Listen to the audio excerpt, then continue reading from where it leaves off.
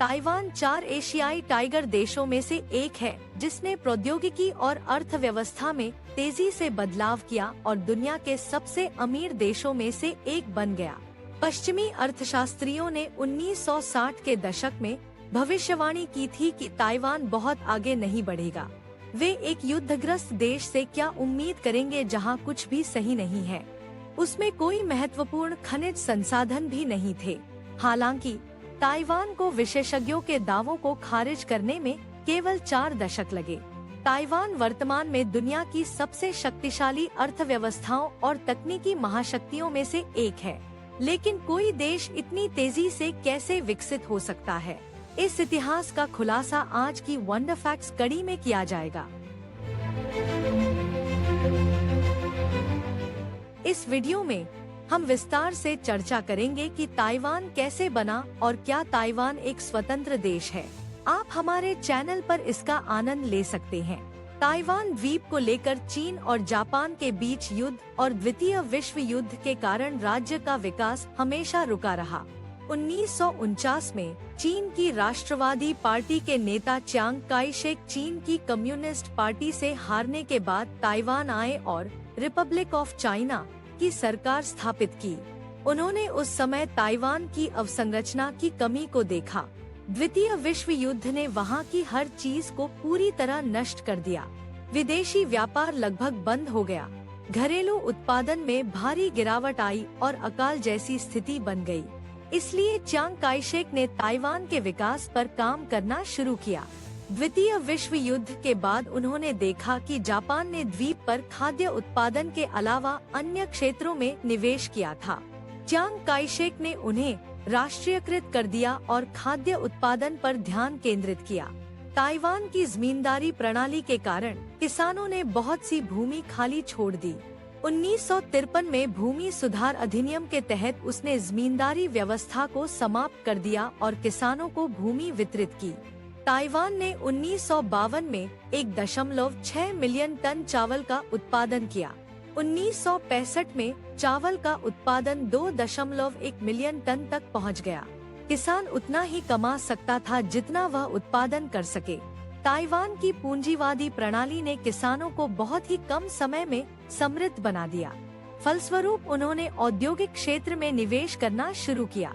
यह अपेक्षित था कि कृषि क्रांति में सफलता औद्योगिक क्षेत्र में सफलता की ओर ले जाएगी। ताइवान ने भी यही रास्ता अपनाया। हालांकि जैसा कि च्यांग काई शेक ने बताया, ताइवान का बाजार लगभग पूरी तरह विदेशी वस्तुओं पर निर्भर था। इसलिए उन्होंने घरेलू उत्पादन बढ़ाने के लिए विभिन्न नीतियों को लागू किया। उन्हें विश्वास था कि इससे देश में उद्योग बढ़ेगा, रोजगार पैदा होंगे, देश का मुनाफा देश में ही रहेगा और सरकार को भारी राजस्व मिलेगा। इसी कारण च्यांग काई शेक ने दुनिया के कई विकासशील देशों की तरह आयात प्रतिस्थापन औद्योगिकरण नीति को अपनाया। आयात प्रतिस्थापन औद्योगिकरण के तहत मुख्य रूप से 3 उद्योगों का विकास हुआ। इनमें कीटनाशक, प्लास्टिक और वस्त्र उद्योग शामिल हैं। ताइवानी सरकार ने कीटनाशक उद्योग को अपने नियंत्रण में रखा, जबकि प्लास्टिक और वस्त्र उद्योग निजी निवेशकों को सौंप दिए। वहीं दूसरी ओर दक्षिण चीन सागर और एशिया में प्रभुत्व बनाए रखने में ताइवान की भूमिका अहम है। इसलिए अमेरिका ने ताइवान पर नियंत्रण बनाए रखने का यह अवसर इस्तेमाल किया। दूसरी ओर ताइवान ने खुद को चीनी कम्युनिस्ट बलों से बचाने के लिए अमेरिका की शरण ली।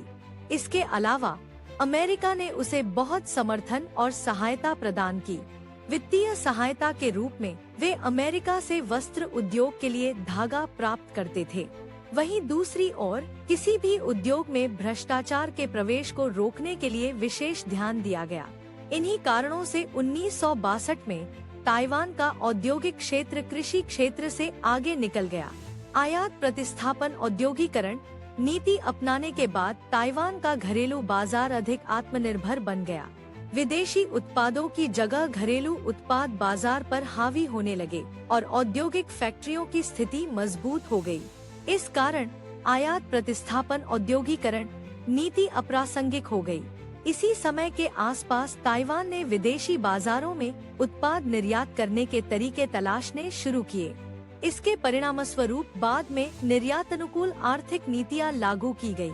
ताइवान की चांगशायक सरकार को निर्यात क्षेत्र में सफलता को लेकर संदेह था। हालांकि अमेरिकी और ताइवानी अर्थशास्त्रियों की मदद से उन्होंने एक निर्यातोन्मुखी आर्थिक रणनीति विकसित की। तब ताइवान को एहसास हुआ कि उसके पास विदेशी व्यापार में बहुत संभावनाएं हैं। इसके अलावा उस समय देश में विदेशी मुद्रा की गंभीर कमी थी। इस पर भी निर्यात क्षेत्र की सहायता से आसानी से काबू पाया जा सकता था। दूसरी ओर ताइवान के पास एक बड़ा कार्यबल था, जिनमें से लगभग सभी मुख्य भूमि चीन से भागे हुए थे। वे सब कुछ कम लागत में बना सकते थे। कुशल श्रमिकों की भी कोई कमी नहीं थी। इसके बाद ताइवान ने विदेशी निवेश को आकर्षित करने पर ध्यान केंद्रित किया। इस उद्देश्य को पूरा करने के लिए कई निर्यात प्रसंस्करण क्षेत्र EPZs स्थापित किए गए।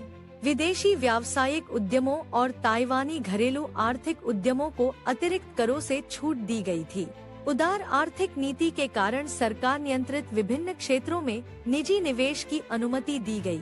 इसके परिणामस्वरूप तीव्र प्रतिस्पर्धा हुई और कई उद्योग फल फूल गए। ताइवान में सभी औद्योगिक क्षेत्रों की जिम्मेदारी धीरे धीरे निजी कंपनियों ने संभाल ली। इसके अलावा उन्होंने भारी उद्योग पर ध्यान केंद्रित करना शुरू किया। ताइवान के वैश्विक उदय में इलेक्ट्रॉनिक्स ने सबसे महत्वपूर्ण भूमिका निभाई। 1950 के दशक में ताइवान ने रेडियो बनाए। हालांकि रेडियो के सभी हिस्से जापान से आयात करने पड़ते थे। बड़ी जापानी कंपनियों ने ताइवान में सस्ती मजदूरी का लाभ उठाकर वहां रेडियो बनाए और उन्हें अमेरिका में ऊंची कीमतों पर बेचा। बाद में जापान ने टेलीविजन निर्माण में भी यही रणनीति अपनाई। उस समय जापान की प्रौद्योगिकी कंपनियों का वैश्विक बाजार पर दबदबा था, क्योंकि वे विभिन्न देशों से सस्ती मजदूरी वाले श्रमिकों का उपयोग करके टिकाऊ और उच्च गुणवत्ता वाले उत्पाद बनाते थे, जिससे कोई अन्य कंपनी प्रभावी ढंग से प्रतिस्पर्धा नहीं कर पाती थी। ताइवानी प्रौद्योगिकी कंपनियां इस वास्तविकता को अच्छी तरह जानती थी, इसलिए उन्होंने लैटिन अमेरिका, दक्षिण एशिया और मध्य पूर्व जैसे क्षेत्रों के बाजार पर कब्जा करने का निर्णय लिया। क्योंकि इन क्षेत्रों के लोगों की क्रय शक्ति सीमित थी, इसलिए ताइवानी इलेक्ट्रॉनिक्स की कीमतें मध्यवर्गीय आय के भीतर थी। वहीं दूसरी ओर जापानी उत्पाद अमीरों के लिए बनाए गए थे, जिनके पास बहुत सारा पैसा था और वे इलेक्ट्रॉनिक्स पर खर्च करने को तैयार थे। ताइवानी कंपनियों ने उन बाजारों के लिए इलेक्ट्रॉनिक्स का निर्माण करके भारी मुनाफा कमाया। उन्होंने अपने मुनाफे का एक हिस्सा अनुसंधान और विकास में लगाया ताकि वे जापानी कंपनियों से प्रतिस्पर्धा कर सकें। ताइवान की सेमीकंडक्टर उद्योग का उदय देश के इतिहास की सबसे महत्वपूर्ण घटनाओं में से एक है। अब ताइवान अपनी सेमीकंडक्टर इंडस्ट्री के कारण दुनिया के सबसे महत्वपूर्ण देशों में से एक है। ताइवान द्वारा बनाए गए सेमीकंडक्टर का उपयोग दुनिया भर की लगभग सभी टेक्नोलॉजी कंपनियों द्वारा किया जाता है। हालांकि देश के इतिहास में पहला सेमीकंडक्टर प्रयोगशाला 1964 में उत्तरी ताइवान के राष्ट्रीय त्याओचुंग विश्वविद्यालय में स्थापित किया गया था। इसके बाद फिल्को कॉरपोरेशन ने इस उद्योग में निवेश करने में रुचि दिखाई। इस प्रकार ताइवान के सेमीकंडक्टर निर्माण उद्योग की प्रगति शुरू हुई। इसके बाद उन्हें पीछे मुड़कर देखने की जरूरत नहीं पड़ी। ताइवान पहले अन्य देशों से इलेक्ट्रॉनिक पुर्जे आयात करता था, उन्हें सस्ती श्रम शक्ति से बनाता था और फिर अन्य देशों में निर्यात करता था। हालांकि उन्हें इससे ज्यादा मुनाफा नहीं होता था। इसलिए 1970 के दशक में ताइवानी सरकार ने 2 क्रांतिकारी कदम उठाए। उन्होंने महसूस किया कि भविष्य में तकनीक और नवाचार अर्थव्यवस्था के मुख्य इंजन होंगे। इसी कारण उन्होंने 1980 में औद्योगिक प्रौद्योगिकी अनुसंधान संस्थान और सिंचु साइंस पार्क की स्थापना की। आंतरिक नवाचार की कमी के कारण ताइवान को पर्याप्त लाभ नहीं मिल सका। इन दोनों संगठनों का काम ऐसे नवाचारों पर ध्यान केंद्रित करना था जो निर्यात आधारित व्यापार में क्रांति ला सके। 1980 के दशक में ताइवान की अर्थव्यवस्था और अधिक औद्योगिकृत हो गई। परिणामस्वरूप इलेक्ट्रॉनिक्स और अन्य औद्योगिक उत्पादों की कीमतें और उत्पादन लागत बढ़ गई। इस समस्या का समाधान करने के लिए बड़ी ताइवानी कंपनियों ने चीन में निवेश करना शुरू किया ताकि वे सस्ती मजदूरी और बुनियादी ढांचे का पूरा लाभ उठा सकें। आज दुनिया की कई प्रसिद्ध कंपनियों की शुरुआत ताइवान से हुई थी, विशेष रूप से चिप निर्माता कंपनी TSMC। यहीं एप्पल, गूगल, इंटेल और एनवीडिया अपनी खुद की चिप्स बनाते हैं। इसके अलावा आसूस, एचर और गीगाबाइट जैसी कंप्यूटर हार्डवेयर कंपनियां वैश्विक बाजार पर हावी हैं। आधुनिक शिक्षा और अनुसंधान ताइवान के विकास में बड़ी भूमिका निभा रहे हैं। उनकी विश्वविद्यालय से लेकर तकनीकी शिक्षा तक सब कुछ उनके लिए फायदेमंद रहा। अनुसंधान और नवाचार में उनकी प्रगति के कारण वे आज दुनिया के सबसे अमीर और प्रभावशाली देशों में से एक बन गए हैं। इसके अलावा 1970 में शुरू किए गए 10 बुनियादी ढांचा परियोजनाएं देश के विकास में महत्वपूर्ण भूमिका निभाई। इन 10 परियोजनाओं के तहत ताइवान के समुद्री बंदरगाहों का सबसे पहले आधुनिकीकरण किया गया। फिर देश के उत्तरी और दक्षिणी क्षेत्रों को जोड़ने के लिए सुपर हाईवे बनाया गया। इसके अलावा राजधानी ताइपे के पश्चिम में ताओयुआन में एक आधुनिक हवाई अड्डा बनाया गया। ताइवान में कारखानों की संख्या वर्ष दर वर्ष बढ़ी क्योंकि घरेलू और विदेशी निवेश बढ़ा। परिणामस्वरूप बिजली की मांग बढ़ गई। इस मांग को पूरा करने के लिए उन परियोजनाओं के तहत आधुनिक परमाणु संचालित जनरेटर विकसित किए गए। परिणामस्वरूप विदेशी निवेश तेजी से बढ़ा और देश की समृद्धि तेजी से आई। ताइवान वर्तमान में दुनिया की 21वीं सबसे बड़ी अर्थव्यवस्था है, जिसकी प्रति व्यक्ति आय $36,000 से अधिक है। हालांकि 1962 में ताइवान की प्रति व्यक्ति आय केवल $170 थी। यदि कोई देश प्रगति करना चाहता है तो उसे कई कदम उठाने होंगे। ताइवान को लगभग सभी कदम उठाने पड़े।